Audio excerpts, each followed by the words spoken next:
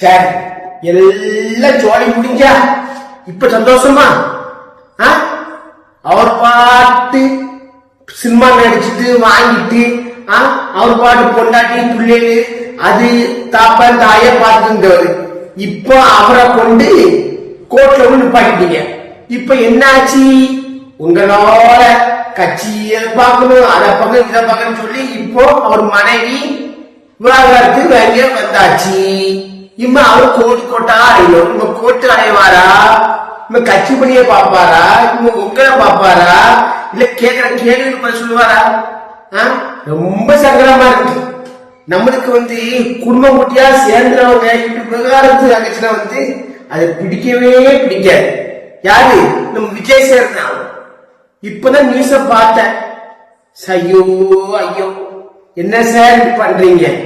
குடும்பம் குட்டி, அதுக்கப்புறம் தான் கட்சி நடிப்பு எல்லாம். நடிப்பு உங்களுக்கு பரம்பரையா உள்ளது, அது சொல்ல முடியாது. கட்சி இப்ப இடையில வந்ததானே உங்களுக்கு, அதை நீங்க பார்க்க வேண்டியதான். அது குடும்பத்தையும் பார்க்கணும், பிள்ளையையும் பார்க்கணும், எல்லாத்தையும் பார்த்துட்டு இதையும் பார்க்கணும். ஃபுல்லா முழுக்க இதுலயே கிடந்தா பொண்டாட்டி பிள்ளைய யாரு பாப்பா? இப்போ உங்க மனைவி வேண்டாவிட்டு கொடுத்துட்டு ரொம்ப சங்கடமா இருக்கு சார்.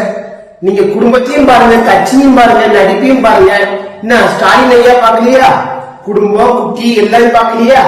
அதே மாதிரி நீங்களும் பாருங்க.